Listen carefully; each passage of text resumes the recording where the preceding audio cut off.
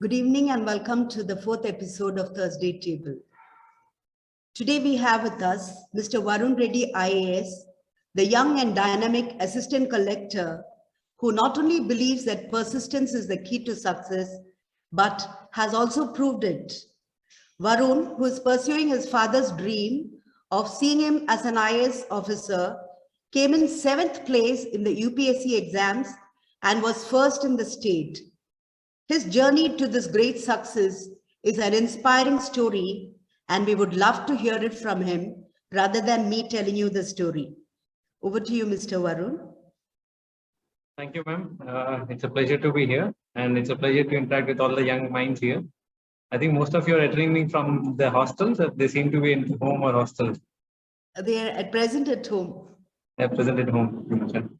All of them are 11th or 12th class, ma'am. So they're doing BPC majorly, or MPC also we have. Both we have. Both BPC and MPC. Good. It's a pleasure to interact with all of you. So 11th and 12th is almost my most fondest memories I have about my plus one, plus two. So I wish you all the best, and I'll just briefly share my journey. So I started my journey from Miryalaguda. So I am from Miryalaguda town in Nalgonda. So when I started my schooling in Miryalaguda, we have very limited facilities of education or sports. So I was avidly fond of sports, and I was very fond of traveling. So whenever my school organized an excursion, my parents will be the first one to go and pay for the excursion, but nobody else will turn up. Because at that point of time, parents are not so much aware of what is the benefits which traveling has, that kids to travel to other states or other parts of the country. So apart from that, I used to enjoy movies, or I used to spend time with my friends. So around 7th, I went to boarding. So I studied most of my education, secondary education, and then plus one to studied from Gudivada and Vijayawada side.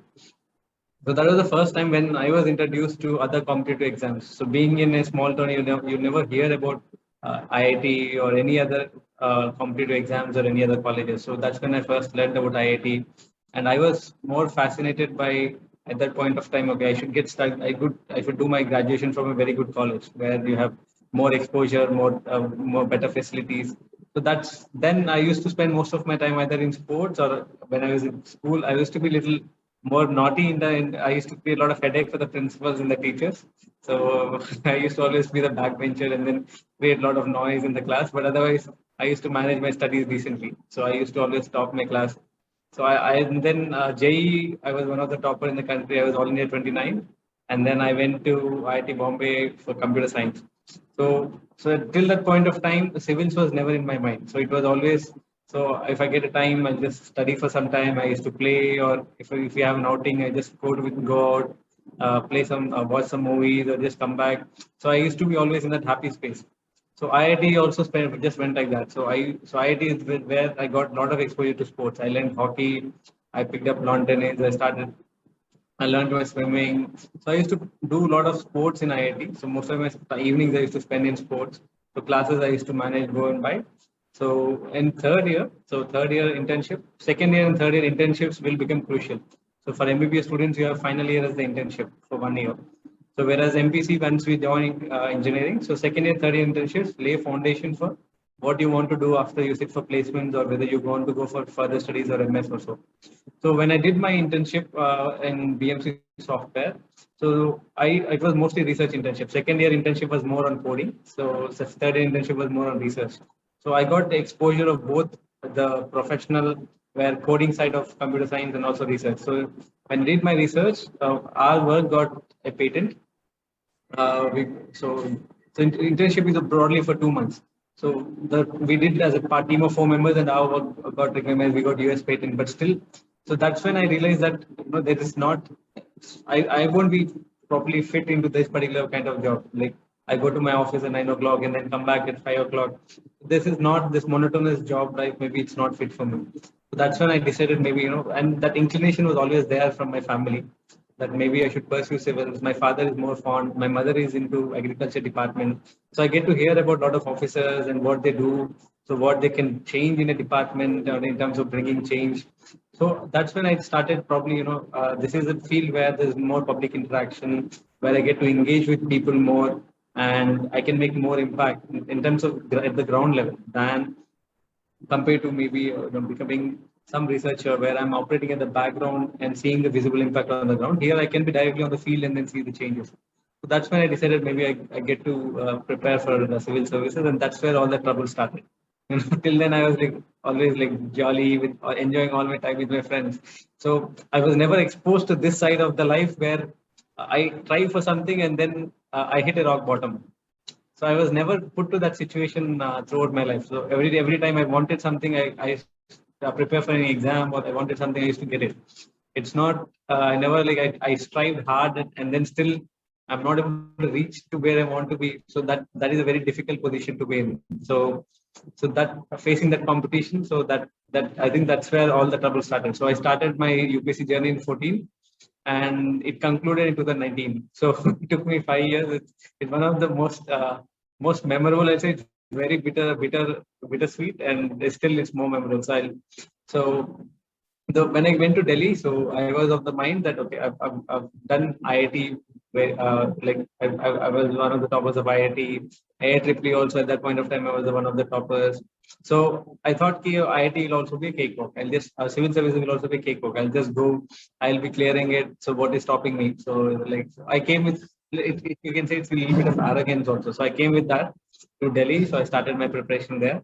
And then when I started my preparation, you just get familiar with what is the subjects and what is required for the examination. And then when I appeared for the examination, so the first year I went till interview. So I thought, so I must have done really good. So I went till interview, and maybe interview also might have gone well. So what is stopping me? But I didn't clear at that point of time. So I stopped at the interview. So then I thought, okay, first attempt. A lot of people take like 3 attempts, 4 attempts. Like first attempt, I went till interview. It's just the interview is the only step which is left. So I'll do one more. I'll check upon where I went wrong, and then I'll just improve on them. And then next year, I'll just maybe be able to clear it. But next year is the most disastrous attempt, I could say. So I couldn't clear my mains. So we have usually three examinations. One is preliminary examination, which is where the most of the filtering happens. Like from 10,000 applicants, around 15,000 will be, or 10 lakhs applicants, 15,000 will be selected for the second round. So you have almost a culling of almost except for 2%. So it's like 98% will get chunked there. So it's a huge culling which happens there. And then you have, next you come to the mains round, where 15,000 out of 15,000, 3,000 will be selected. So here you have little better probability of 20% of clearing into interview round. So from interview, you have one third will be selected for the final result. So you have 700 seats, out of which IAS is only 180. So it depends upon the community also. So there's a huge filtering which is happening at the preliminary stage, at the main stage, and also at the interview stage. So second attempt, I couldn't clear the main stage. That was like most devastating. Like, am I not even into top 15,000? Like, where am I? So I've put in like 2 years of hard work, and then still I'm not into getting to top 15,000 of the select of mains. Like, what am I doing here, sitting in Delhi, wasting all my years? And when I talk to my friends will be like, somebody is in US, somebody is in Japan. So they are doing holiday vacation to Mexico. Somebody is doing holiday vacation to Europe. Somebody is traveling in a Ferrari. Like, I'm sitting in a small cubicle of 4 walls, and then I'm looking at the wall and reading day in, day out. Like, I'm still like couldn't clear mains. So what? So that was the rock bottom moment. I was in one of my batchmates from IIT. So it's reception, and then so when we are in the reception, I got the mains result, and I couldn't pull up myself to just attend the reception. I just left from there and then went home. So I was in Hyderabad at that point of time. So I just went home. Like, I couldn't pull up myself to attend the reception also. So I was completely shattered. So I told my parents, and this UPSC I don't want to do. I want to go to probably abroad. I want to do some economics or some research where probably I might be more fit than taking a UPSC where you have to. So here presentation matters. So every examination has some demand. So that is what in life, like in anything you're facing, say for example, you're facing a job interview, or you're applying for any position in life, be it as a consultant or be it as a teacher, or any position you're applying for, every job has certain skill requirement or certain expectation from you. Same with UPSC also. So civil services examination also, and the profession, Indian Administrative Service, you have certain expectation from you, what is needed from you. So instead of realizing what is needed from me, maybe I was at that point of time like, I'm good in this and I want to stick with this only. So I don't want to challenge myself to, I was not able to pull myself that the confidence to, I can face it. So that was when, so I went with my father my father is a doctor. So and his parents are into farming. So he continued that profession along with being an ophthalmologist. So I went to a farm. So there we are interacting with fellow farmers and all. So that's when whatever you read about agriculture, so a little bit of knowledge you have about agriculture, that's all kicks in. Then you started to interact with them. How are you implementing this? How are you doing that? So that's when they start telling you this is the issue we are facing. This is the kind of help it will be helpful for administration. So then again that interest will kicks in again. You are this is the job. Maybe I'll be happy. I want to get into this position where I can learn from them what is the issue they're facing and maybe I'm able to solve it. Not just from the listening end, just I'll listen it, okay, and then I just go back to my home. So that's when I was like, that strong desire kicked in that, no, I want to become an IAS, probably I want to be part of administration where I can daily meet such people and then maybe I will be able to solve the issues they're facing. And then I went back and then that's when I took a few tough decisions which probably helped me out. Like one is I have very close comfort zone in Delhi, where I have two of my roommates, probably one of my best friends who have seen me through all my journey, ups and downs. And I made a decision that this is my comfort zone and I want to come out of it. So I just changed my room. So they couldn't believe it at first that it was a shock for them, but I wanted to come out of my comfort zone. So because whenever a festival comes, we celebrate it. So whenever a movie comes, we go out. So I want to just move out of my comfort zone. And then one more decision which I took, which helped me. So I had geography as my option. So, and there are only 3 months for the examination for prelims, and then mains is another 3 months. So you have 6 months for mains, and then prelims is in another 3 months. Preliminary examination another 3 months. So maths as optional, you require at least 4 months to do your first revision. And all of you are in BPC and MPC, you know that one revision will not suffice for any of your competitive exams. You need to at least revise for 5 to 6 times. Only then you will be able to get a grip of it, and then maybe you will be able to excel. So if you are just preparing for the sake of preparing, then you will not be able to come into the top echelons. You have to revise, and then plug all your mistakes, and then you have to try to master the subject. So maths, I have like 1 month, one revision will take maybe for 4 months. I have 6 months to write my mains. So I was like, all my friends have advised, don't shift to maths. But I was like, if I continue with geography, I'm not going to go nowhere. And if I take geography, probably I might get a rank if everything falls in place. But I will not probably get into service which I want. To get into IAS, you need certain scores, and IAS closes for around 95. So and every mark matters a lot. So most of you are preparing for MSET or IITs. You know that every mark matters. Every mark ranks will push for hundreds. In IAS, it will same thing. It pushes by 20, 30. So and each mark can decide whether you land in administrative service or revenue service or police, whether I get a cadre which is Telangana, or if I get a JNK, or if I get a Nagaland or Tripura. So every mark is very crucial for us, and it will determine my entire career. So say for example, if I got 7, had I got 40th, maybe I would have ended in West Bengal. So next 40 years I would be spending in West Bengal. So I don't. So it's all very unpredictable, and you never know what's going to happen. So every mark matters a lot. So same thing applies for you also. So every mark is extremely crucial. So you should always have that eagerness and passion to improve any tiny bit of your subject, so that might help you or fetch you that 1 mark which you needed in the examination to clear or get into what you wanted. So, and sometimes you need to take bold decisions, and sometimes you need to take risks. So that's when I took that, even if I have only 6 months, I'll do what it takes, but I will take only maths, because geography, I know that is not going to help me. So maths I took, and that was the time when I slogged almost 14 to 15 hours a day. 14 to 15 hours just sitting and doing maths for 1.5 months or 2 months. I was able to pull off the subject. So that was like, most of my friends couldn't believe that I was able to do my maths. And then, and most of my friends thought I did a foolish decision, then this is not going to help. How is he going to revise other subjects? We have, apart from maths, another 5 subjects we have to read. So how is he going to revise other subjects? He's focusing entirely on one subject. But that year I got 166, All India 166. But that was not good enough. That was not good enough, because I didn't get the service which I wanted. I got Indian Revenue Service. I missed by 10 marks. So still it pains you a lot because most of you in BPC, for example, my brother is now preparing for PG entrance. He is also an MBBS. My family is more for doctors. So I'm the only exception getting into engineering. So my brother is an MBBS, so he's preparing for PG. So if he writes now, he has an exam on September 11th, and if he misses by margin of 10 marks or 5 marks, whichever department he wanted, the pain that you have to wait for one more year to appear for the examination again. And it's not easy process to continue your motivation for one more year. It's not easy, where you have to sit for one more year, keep yourself motivated, and then you appear to the examination again. So you get 166. I was like, okay, so I got something, but I'm still not happy. I'm not able to just go and party and say, yay, I did it. No, I'm still, I still have to slog one more year to get into where I wanted. I was like, this is not the final outcome I wanted. So this next attempt I wrote, next attempt is more devastating. So I worked harder. I was able to improve on the other aspects which I wanted to improve. I thought this is my perfect attempt, but I ended up getting 225 rank. So 225 is again the same service, no improvement. And then, so this time again, so only one subject with essay writing is there. Essay will be there. So essay I thought I'll be getting say 140, but I ended up getting 100.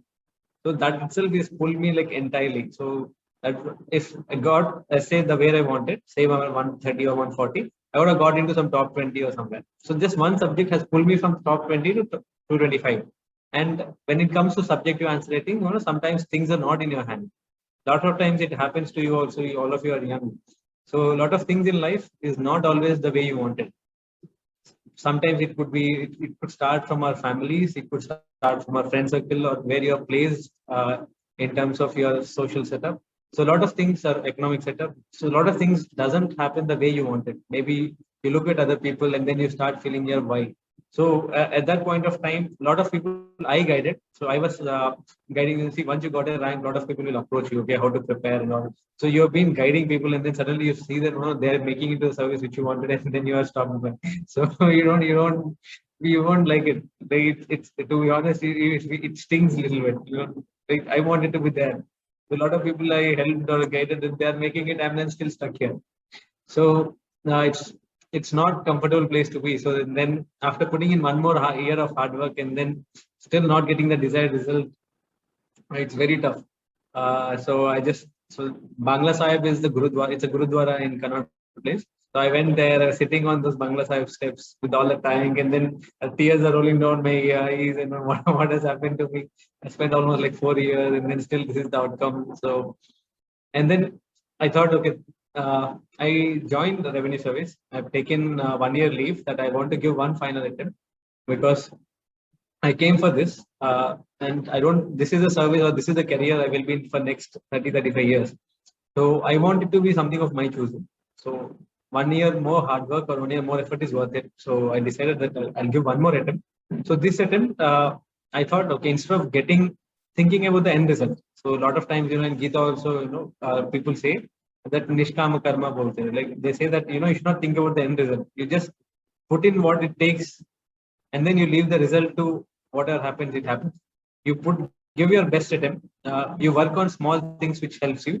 So a lot of times, when we assume that to make great things, to get great outcomes or good outcomes, you have to do something extraordinary. It need not be. You have to work on those small things. For example, in my case for UPSC, say for example, I have to write 80 questions in my mains. If I improve 1 mark in each question, so it will result in 80 marks of improvement. Instead of thinking that, this is my score and I should work to go, I thought, okay, let's go, just break it down, go back, and then say, for example, you're appearing for BPC, take chemistry. So you have 160 marks of MSET paper, say 40 marks is chemistry. You're getting 20 or 15 marks in organic, 15 marks in inorganic. Physically, you're getting 10 marks, say. So out of which inorganic, you're getting consistently out of 15, you are getting only 10 marks. You're losing 5 marks in inorganic. In inorganic only some related to transition elements or something, you are losing more marks. So if you had worked on that particular aspect, naturally your end result will improve by 3-4 marks. Instead of thinking that, my score should improve from 120 to 140, you break down where you're going back, you're making more mistakes, and then you try to improve that by 1% or 2%. naturally your outcomes will improve. So that's what I did. Okay, I will focus on the things which is needed, which is the most basic. That is my answer writing, or that is my conceptual understanding, and then I will improve that. Naturally, my end result will follow. So I don't have to think about the end result. You get into, you work on what goes into that process. You work hard on that, and then final exam, I gave it the with most like I was completely calm. So I used to get up. Normally, I used to like just revise, and then I used to happily go leave all the books, and then I just used to think through the entire mental process. The question paper comes. So these things you do before the examination, like the night before or few nights before that you're sitting. You just imagine yourself. You call that mental mapping of the process. So you sit in the examination. You maintain your calm, and then you're writing the examination. So that exercise, mental exercise, you do the night before and also in the morning. So I just went like calmly. Okay, examination came. So just the way I practiced. Okay, this question is there. This is over, right? This question is over, and then I gave the paper and came out. And then the next exam I went. I wrote. After the examination, I just completely forgot the exam. I went to West Bengal and Sikkim. I just took the train. I boarded the train. I called my parents. They told I'll be coming home 2 weeks later. I just boarded this train. I'll meet you after 2 weeks. So sometimes you just give it what you have to give and just forget it there. And then there is a lot of life which is there outside of what you're preparing for. So this 5 years also taught me that I wanted something. So you should never give up. You should always keep fighting for that. But apart from that, there is a lot more to your life than being mad about something. Like I used to do my hobbies. I used to spend time with my friends, movies. Whenever I get time, I used to travel. So during those preparation, I did almost 5 to 6 trips, which are like almost 10 to 15 days long.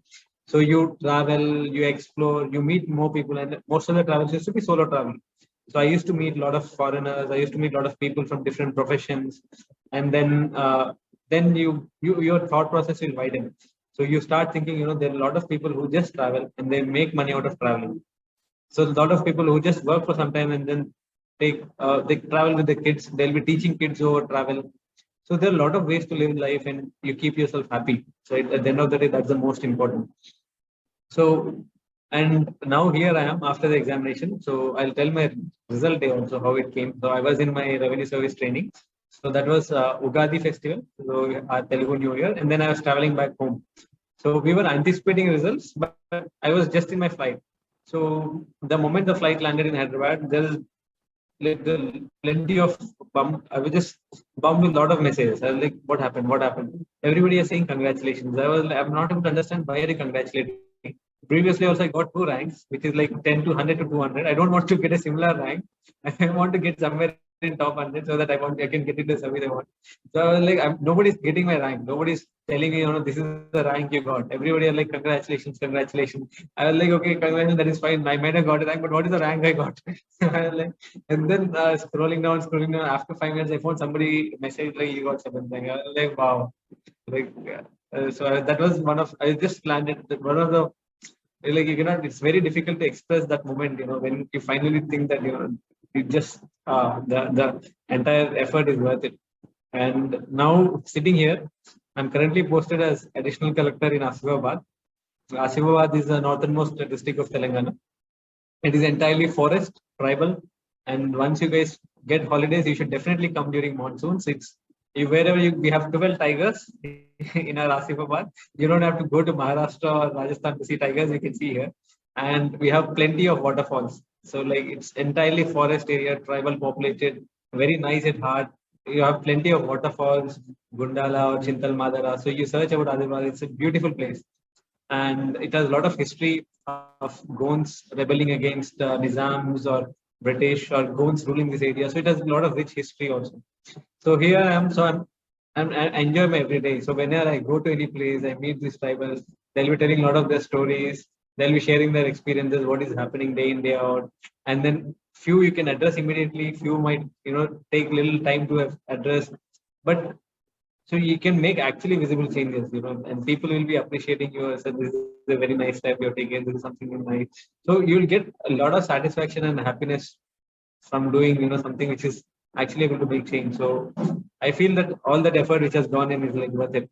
Like I'm now like, when I look back, I was like, yeah, all the hard work is paid off well. That's it from my side. So Any of you have anything, you can ask any questions. So Muzamil is asking how to study smart. So you are studying BPC. So studying smart is first, most of it, it depends on how you break it. Say, for example, BPC, you have almost, say, for example, you have some 10 subjects in BPC, 10 chapters. And BPC is most of your questions come from BPC. So you know that which are the topics which scores you more. Say, I'll give my example with maths. Maths, I'm preparing for UPSC.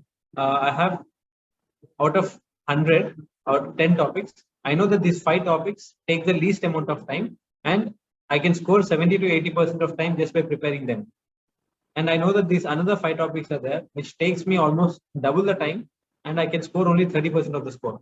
So study smart is you have to identify which are the areas where you'll make your where it is more rewarding in terms of time and in terms of what is the score you're getting. And second is you need to write more tests.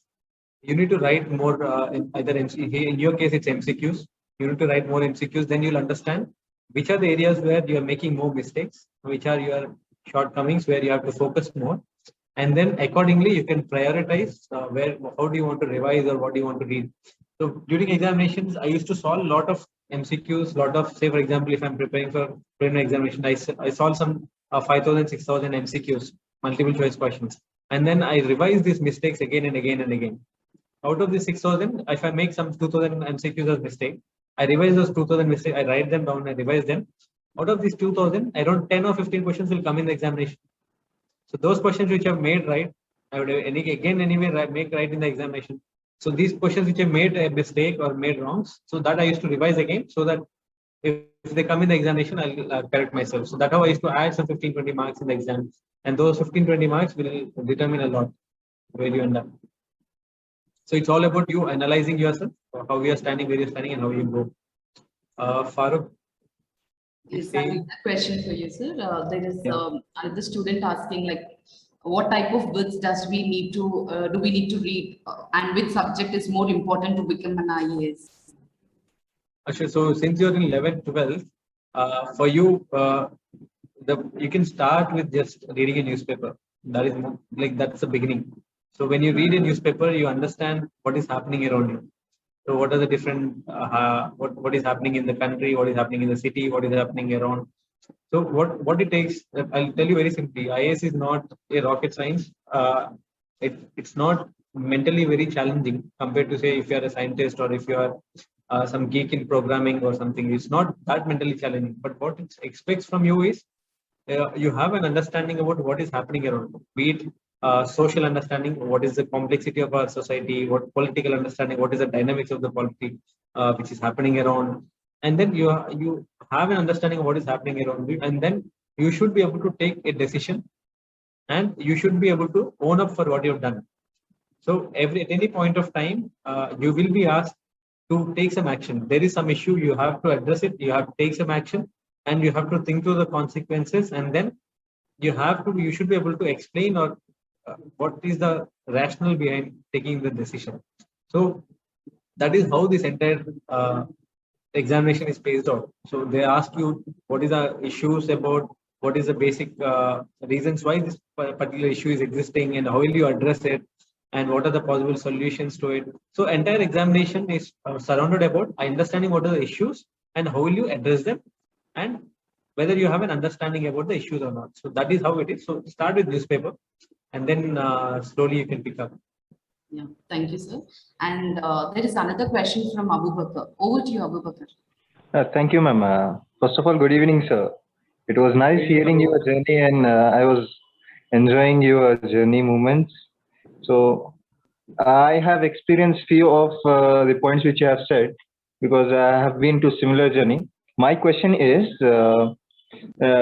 when we write UPSC or some other competitive exams into defense services, we need the proper rank to get into the desired service. So in your case, in the first 2 cases, you were not up to the mark which you have,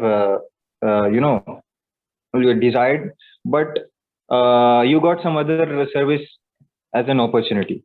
So is it good to take that service as an opportunity and go into it, and then prepare for the next events our next exam in the upcoming future. Can it be done?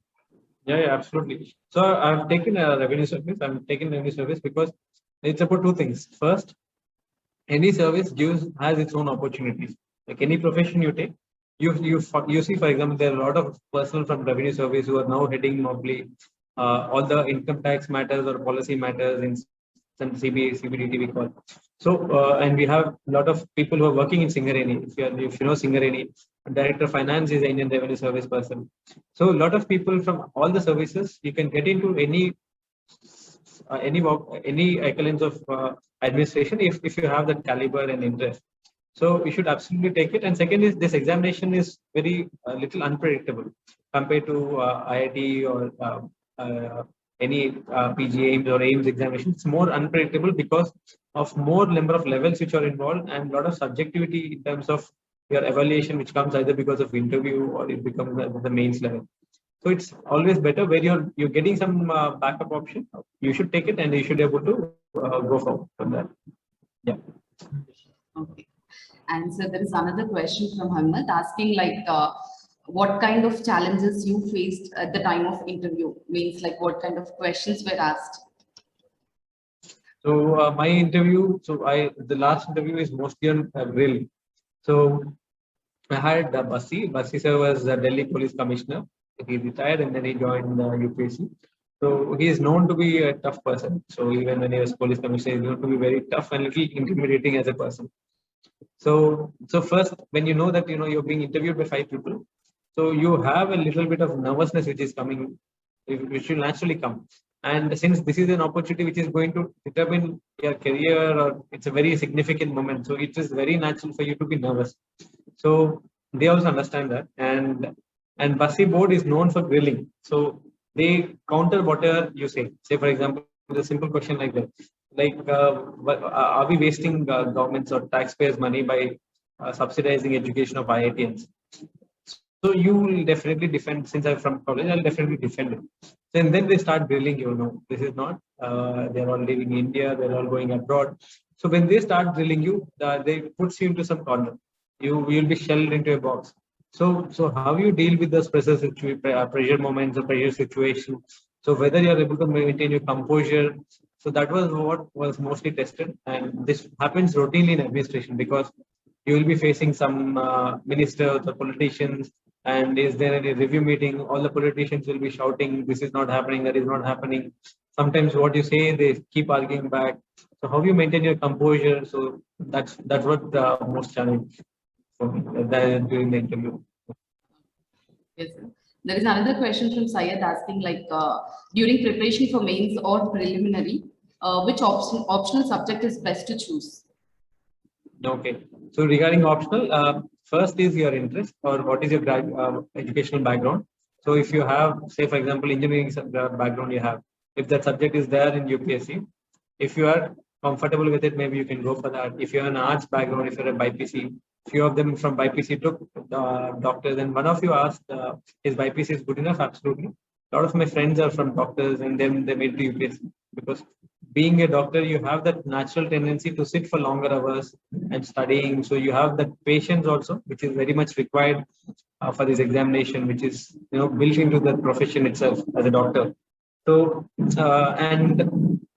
so you can choose something which is related to graduation, or you can choose other options which is based on your interest. You have a lot of other options like biology, sociology, you have anthropology, you have political science, you have public administration. So you can choose depending upon your interest and choose depending upon some person you need for guidance. For example, if you're from engineering and going for sociology, you need somebody to guide you. So you are in Hyderabad, then you choose which is there, who is a good person resource person to guide you, and any person who can mentor you during that process. Accordingly, you choose. But people are clear with all the optionals, so you need not have any misconception about any option. Yeah. If any more questions, please, sir is here to answer you. There are also one more question by Mohammed regarding whether to take coaching or not. So coaching is not mandatory because when we came to examination, it was a time when online resources are not picked up. So now you have plenty of online material and plenty of online resources which are there, classes and all. So for example, you're thinking about the way you can decide for coaching is you take up history. You read history. You have one resource book for history. You read it, and once you read it, you think that this is subject is I'm not able to understand or not able to make it. So you write an examination, prelims examination, or previous year UPSC questions or mains examination. And depending upon your score, if you're for 200, you're getting only 50, 60, then probably you need a little bit more help or guidance. So then you can opt for history. So likewise, you can decide which subjects you need some more guidance and which you don't need. So there's absolutely no one single rule. Which institute you should join? There's not one single rule, but Vajiram is good, but Vajiram is not hosting classes now. You can go for Vision. Vision IAS is good. So, any more questions? Sir is here to answer you. Any participants, like if you have any questions, please you can. Sir, one more question from my side. This is a worker. yeah. So, Yeah. how do you, suggest us to prepare like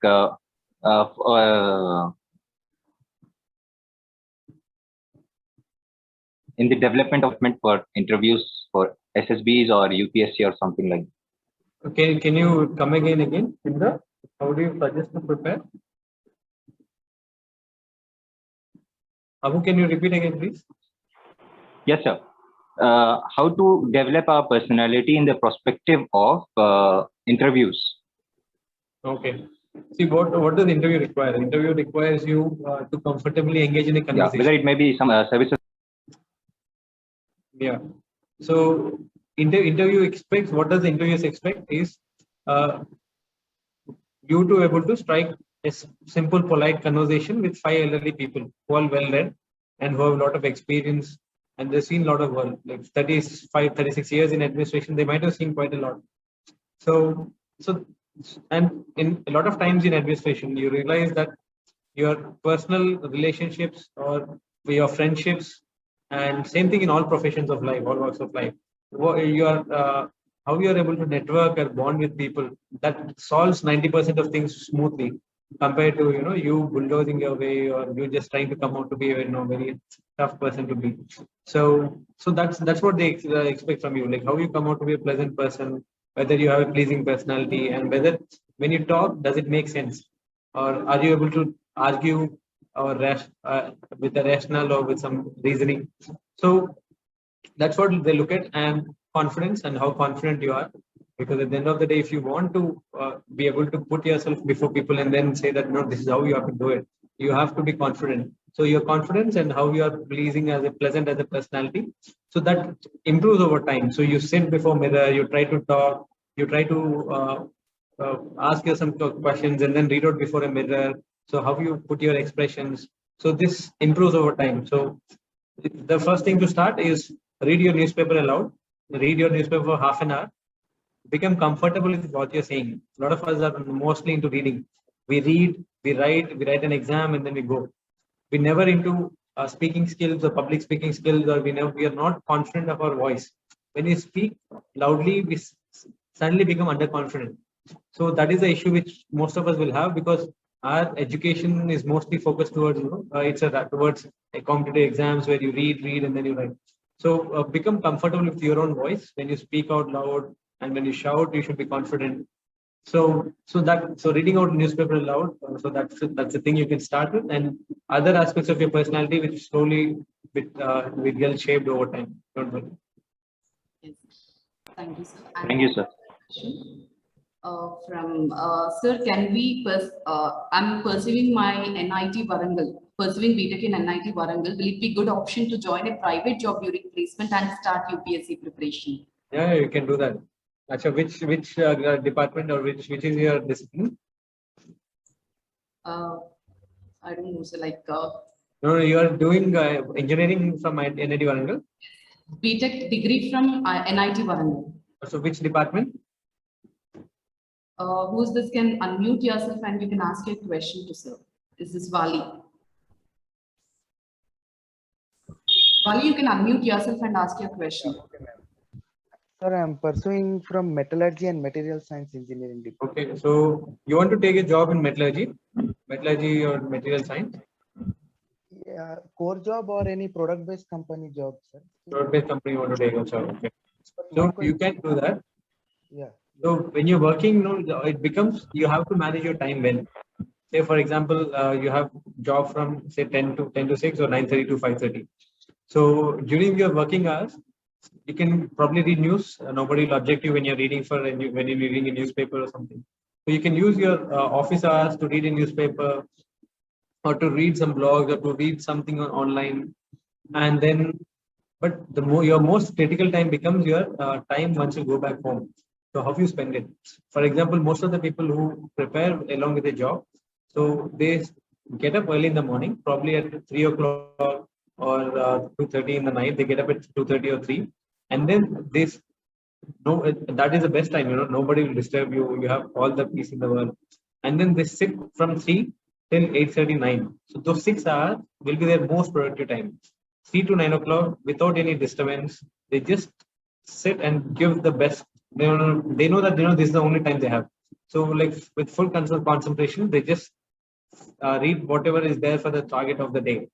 And then once they go back to the office, they probably read the news. They come back to home by 7:30 odd. So they probably read a little bit, revise what they've read, and then they sleep by 9 o'clock. So this is the schedule of few of the friends I know who prepared along with the job. So that 3 o'clock in the night till 9 o'clock in the morning. So that 6 hours, they give their best time. So usually 8 hours if you read consistently, it is good enough for you to make it. So you should be able to manage along with your job.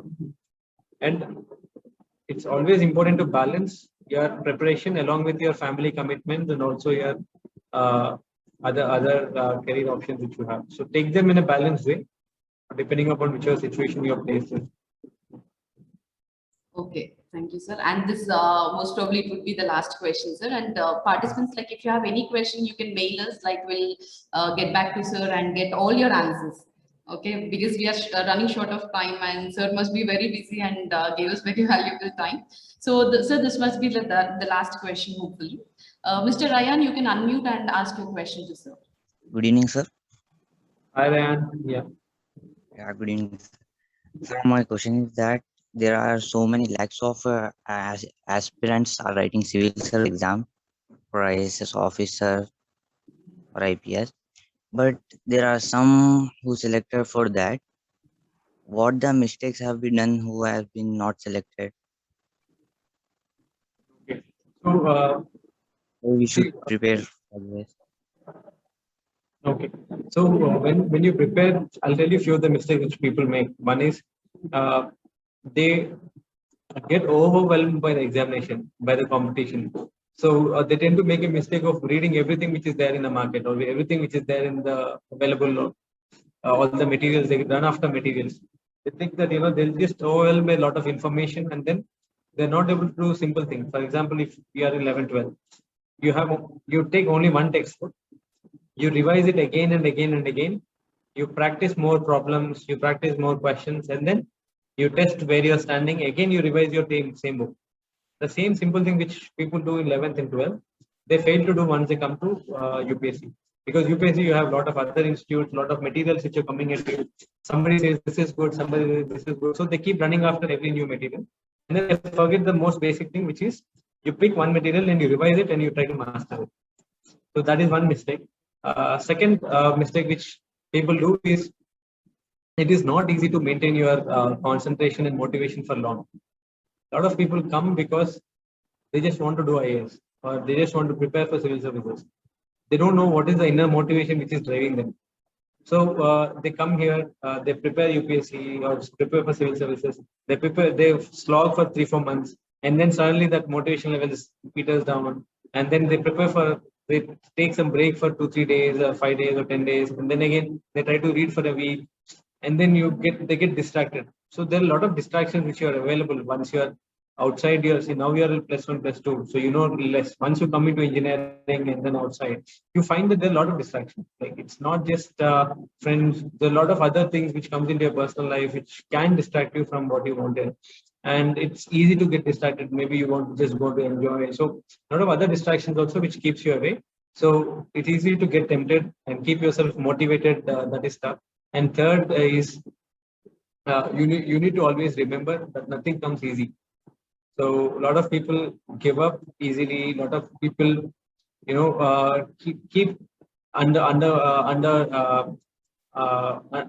underestimating themselves and then downing their confidence.